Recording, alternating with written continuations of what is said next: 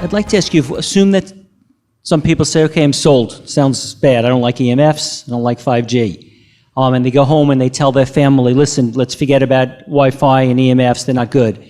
And their family says, what are you talking about? There's no proof. So with all the, I guess, what is the best answer? How many studies have there been? What's the best study? What's the answer when someone says there's never been any proof, there's never been any studies? What's the best answer, number one, of is there proof that Wi-Fi and EMFs are bad for us? And number two, what solutions exist? Can we buy a very big pyramid made of a certain kind of rock that I see at a New Life Expo, and the guy says it's a special, anti-EMF thing? Deborah Davis in the past has said the things that I wear around my neck, there's no proof they work. Is there devices, are there stones, are there something that I could put in my house, on my neck, on my body that protect me from EMF? So those are the two questions. What are the studies that prove this, and is there anything you could buy if you're willing to spend the money that does protect you from EMFs? Oh. I guess I'll start with the science part. You'll hear that a lot. There's no science. There are thousands of peer-reviewed and published scientific studies that show adverse effects. We made a page on our website, ehtrust.org, Environmental Health Trust, that has the top studies that probably needs to be updated, but it's got some good ones that you can share with people who say there's no science. There's so much science, you could just delve in and never come out of the science. Right. And when I first learned about this, I didn't believe it. I didn't want to believe it. And I actually decided to look at the science and pretend like, I understood what in the world frequency was, because at that time I did not, which is really interesting. And I could not believe, I had so many piles of paper. I would print out the abstracts. I could read them and highlight and learn what was 2.45 gigahertz and then go to and look it up and find out what it was. And it's amazing how much science there is. We also have a page that goes through different health effects and then has a sampling of like 10 studies for each one, like headaches, of which there are numerous studies linking radio frequency to headaches, oxidative stress, or blood-brain barrier, just cancer. There's the Bioinitiative report, which reviews peer-reviewed published science and on different endpoints and different issues. That's an important resource as well. There's plenty of science. What you need is people's attention so that they can handle what you're talking to them about and begin that dialogue and conversation. With authorities, they need to be given all the science and they need to be accountable on this issue. But for your friends and family, I know that it's challenging, but I find that once you start, you'll see people will start coming back to you and saying, you said you were talking about this cell phone and I'm getting headaches, and do you think that's what could be going on? Now there's a cell tower proposed in my front yard and I want to talk to you more about this issue. Yeah, exactly. So begin that process in your community. I have, let me give another website and then saferemr.org. Yes. Is posted by a public health researcher at UC Berkeley, Dr. Joel Moskowitz, and that's an excellent listing of peer-reviewed studies along with the bioinitiative.org and ehtrust.org. And I'm going to say that I find humility to be a really underrated and important aspect. Mechanism that we need here. I hear stories all the time of people who go to their school and talk with the teacher, talk with the principal, talk with the school board, and they get ridiculed. I have personally testified in my at my school board where they want to upgrade the technology, and all, the teachers and the students will all get up and say, we love this, we want this, why would you not spend money on this? And I'll get up and report on the studies, and then the next day in the newspaper, Crazy. I'll be quoted for being for having some concerns, but being in support of buying the new technology. So, and I don't think that's a hostile situation. I think it's that people can't really hear that there's a problem. And so I take it on myself that if someone reacts to me in a way that I'm not in concert with, that means that I have delivered the message in a way that they can't hear, and that's what I have control of, is the way that I deliver the information. So I have to go into a space where I really listen to them, and I have to hear where I can meet them. This is the hardest thing to do for me, because I'm sitting here with all this information, but it doesn't do doodly squat if I'm with a person who, where what I'm saying isn't registering.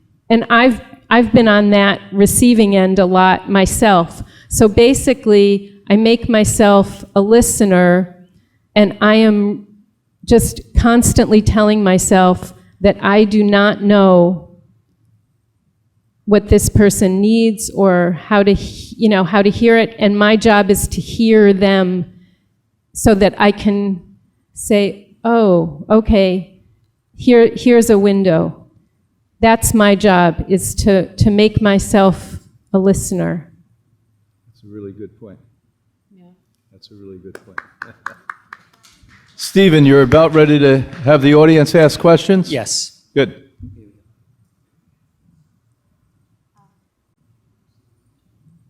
Second part of my question, though, was, is there any device, is there any rock, stone, anything I could put around my neck? Is there anything that will help? Well, I certainly believe so, because I read the science from several different areas. I don't only look at conventional science done at universities. I look at geology. I look at natural history. I look at quantum physics. I study quantum physics. I write about quantum physics. And from that, there's an awful lot. Again, I wouldn't have spent tens of thousands of dollars over decades protecting Hippocrates' team, as well as the guest that entrust their lives to us many times, if I didn't trust this and believe it. There are physicists that think way out of the box, and they understand the importance of these things. Right here in this room, you have devices that have been proven to be effective. I'm wearing one around my neck.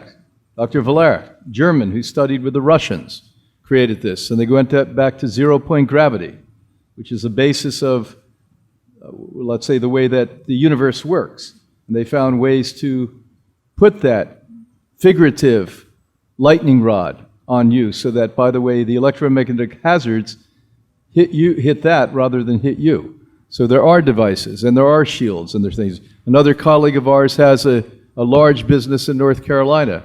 He just spent $28,000 2 months ago testing new devices for protection on every one of the desks of all of his employees, and found that there was a reduction of 88% radiation coming from these devices. So, I always petition people to think beyond our own limitation, including myself sometimes.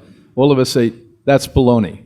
As I thought it was baloney when people said to me they were affected by electromagnetics. It took me years by ignorance and default to say, hey, these people are sick.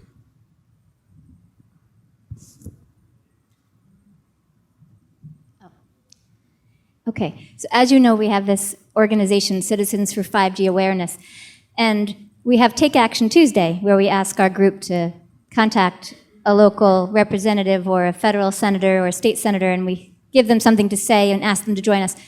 And we just heard 10 minutes ago from Swazi's staff member who came tonight that he's gotten more phone calls in the past 3 weeks about 5G than they've gotten on any other issue ever. And, and he'd like to speak to us tomorrow morning. And so what is your advice? Because apparently, here's what Swazi, I wrote this down. Swazi wants to know, Congressman Swazi, he wants to know with any issue, what's the answer?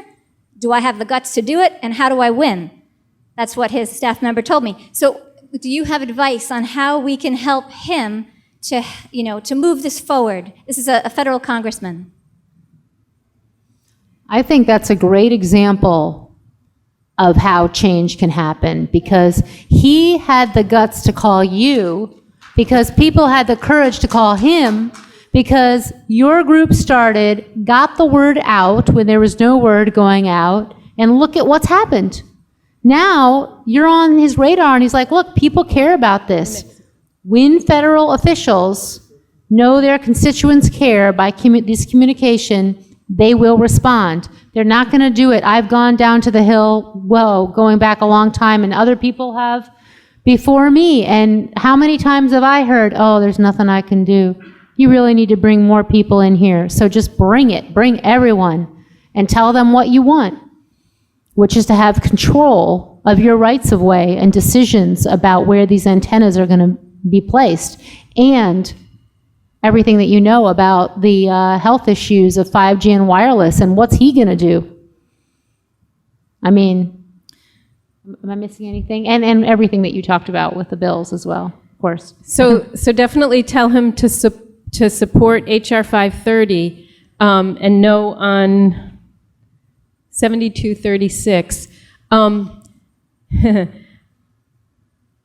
going to go another level with this question. And so I think we have to look at, why are we doing this? Why are we going to build out 5G? There's a book, you can get it for free online. The website is Getting Smarter About the Smart Grid. The book is called Reinventing Wires by Tim Sheckley. That's SCHOECHLE.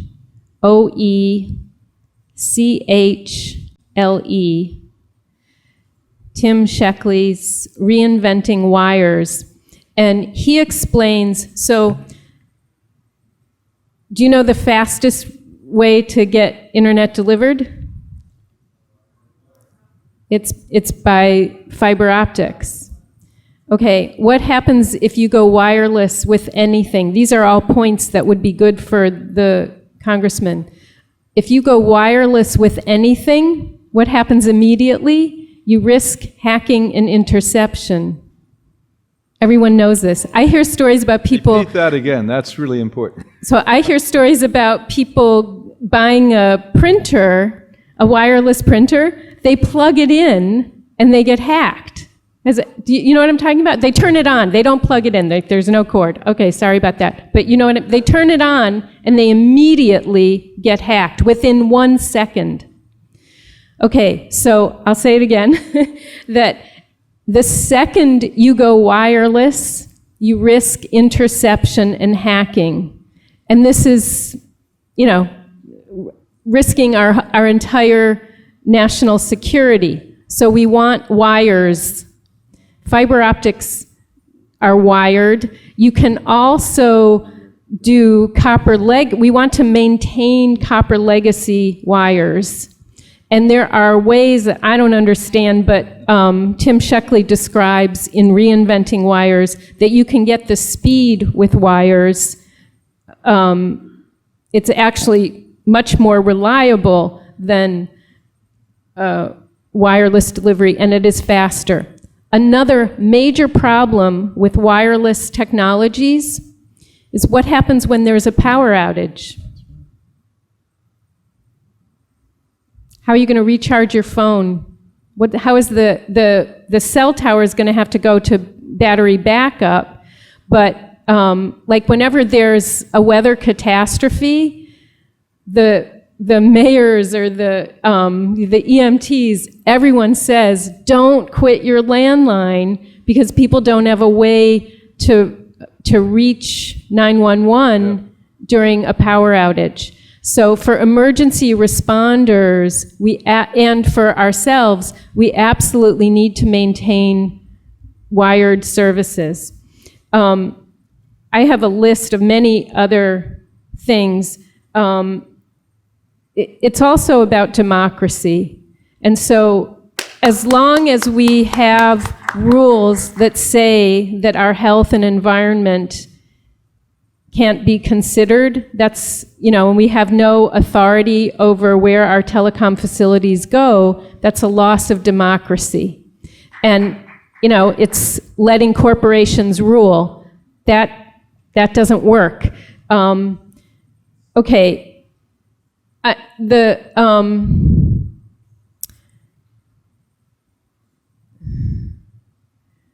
What we're talking about is so major. And so I'm going to say, because, even for those of us who've been thinking about this for decades, it's still very disorienting to know what ground are we standing on, what is really doable. And so I would also add, something that hasn't been mentioned, is we need forums. Someone told me a while ago that change happens in groups of 7.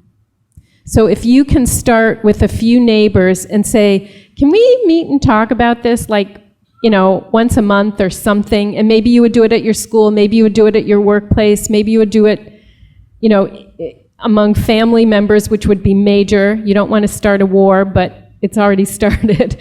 And just say, okay, can we look at different aspects of this, and for each of us to share what we're doing to reduce our consumption.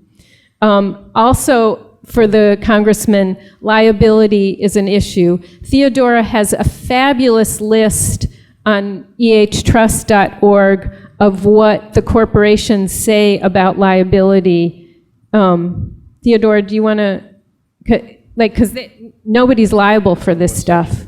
Oh, yeah. Where is that on your website? If you hover over key issues, and then there's a drop-down menu, you'll see on the right side, it'll have white papers of the insurance industry, electromagnetic exclusions, what the list of what the companies say in their annual reports, and you can click on those. And there are like 4 separate pages for each one, because it's such a huge amount of information. The other thing, which is major, and my next book, which will be out in April, reports on this. The internet is the largest thing that humanity has built. It takes massive amounts of electricity. It takes massive amounts of conflict minerals and water. It emits enormous amounts of greenhouse gases. I'm going to speak some about this tomorrow night, but this is a profound energy issue. According to the semiconductor industry, by 2040, we will not have enough electricity to power electronics. Who says that? The semiconductor industry. Wow. So that's a national concern. Yep. And we can recognize it, or we can let nature determine for us what happens. Okay, so Stephen, where's the next question at? Well, first of all, I want to thank you for this. Could you all stand up when you ask a question and project? So everyone on... She's got a microphone now. Yeah.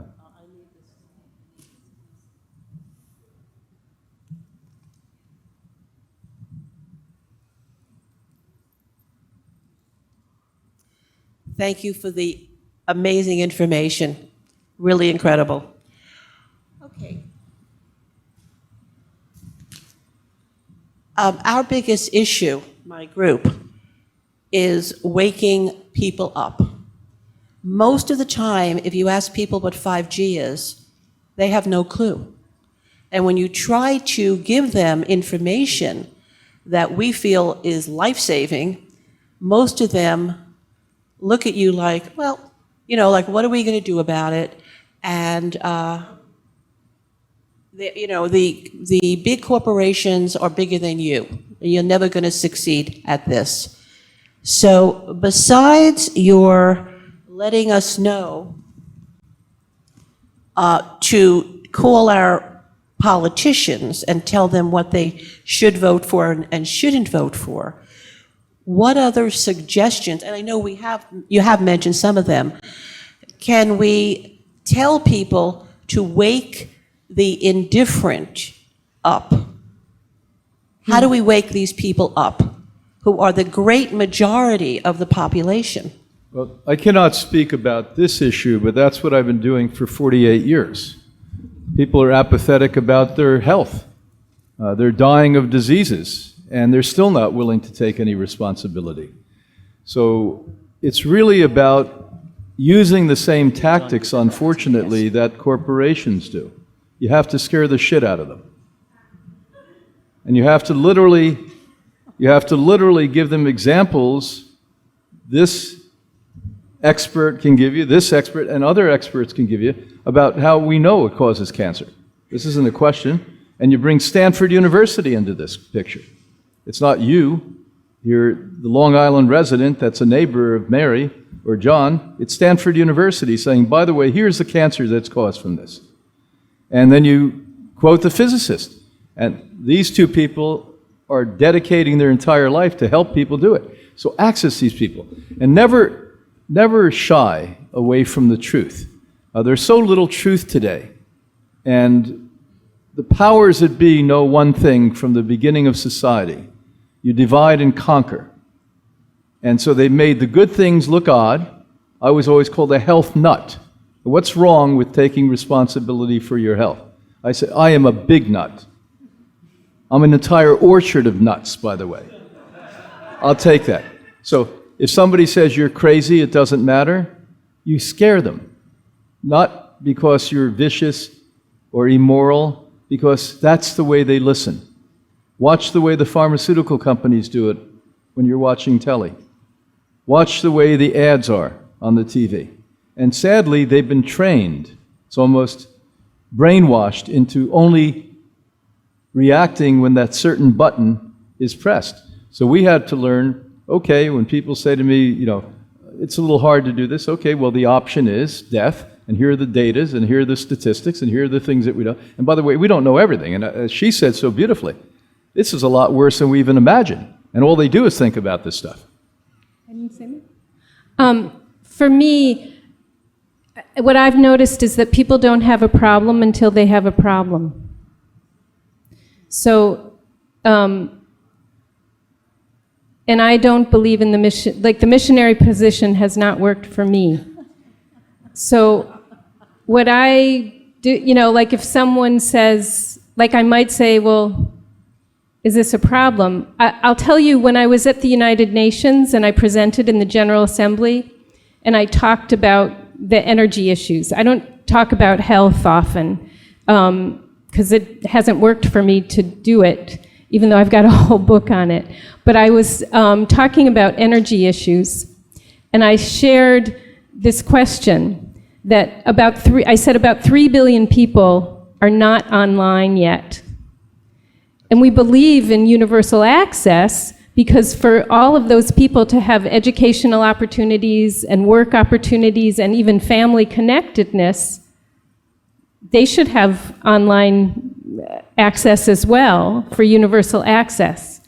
Okay, we're in agreement there.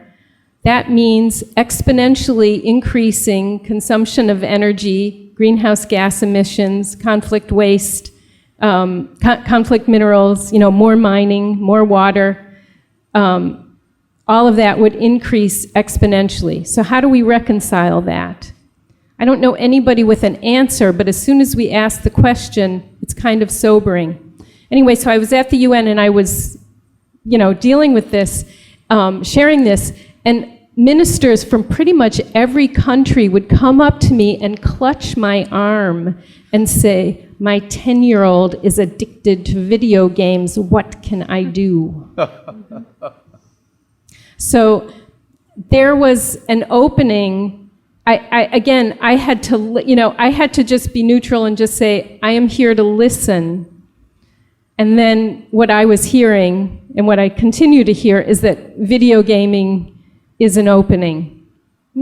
I wonder, is that a problem? And then, if you can find a way to say how 5G relates to that, I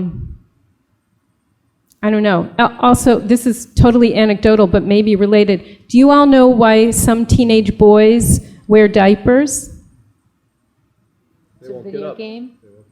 They don't want to leave the video game. Video game. Yeah, just this morning, Anna Marie and I read at 5:30 this morning that there's many divorces now because grown men, 35, 40-year-old men, prefer video games over their family and children and wives. Okay, but that's an addiction. So so to say that, again, we have to watch it. It's like people don't have control.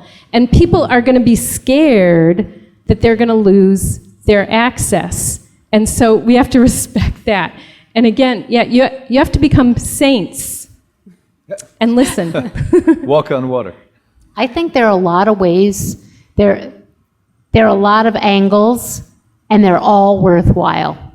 They really are. Sometimes I might, and I think the most important thing is listening as to what is the way in with a particular person, but I also think having everyone have that information that is speaking at different angles is important. I think about when I first came into this issue and nobody was interested. I mean, nobody. It was really, I never experienced this before, actually, where people were so uninterested in an issue. And my friend said, when you put a new food in front of a child and you put it on the table and they've never seen it before, it's like it's an alien. And they don't want to go near it, they don't want to touch it. You've got to put that food on the table every day. And the research shows, and I forget now how many times, if it was 17, something like that, that there's this number at which they start to go, oh yeah, that's just a thing. It's a thing I see. It's a thing I know. I think I'll try it. And I think it's like that with this information, is you put it out there all different ways, and people will come around to being interested at some point. Everyone has their different points. Maybe they get sick. Maybe it's an antenna. Maybe they get scared, but Maybe it costs more money. maybe that's going to probably be what moves this whole thing, actually, right? It's going to be all about money. The property value lowering because they've got an antenna in front of their house. But, just remember that they will come to that place where they're like, I'm going to try this. Okay, you said what? What's an electromagnetic field? It happens. And build education on this issue and action. Look what happened with all of you. You have this TV subscription. TV used to be free. How many of you here are not subscribed to some TV service? So again, just a handful of you here. Most of you are paying $100, $150. I know people that are paying $300 a month for the privilege to radiate themselves and watch 850 channels. Now that crept up on us. And this is the same nonsense that's going to happen here. Because some of the things that they're saying, that I read a lot about it, are like shocking to me. I never even thought about the need for 5G being a corporate interest even more than anything else. I mean, it makes complete sense. Okay. I see a few other questions. Yes, I have a question here. Okay. And wait, can I just ask Stephen a question? What's our timing here? Because I want to... 30 more minutes. Okay, and so can we see a show of hands for the people who still have questions? Okay, there are a lot of you. So, oh my goodness.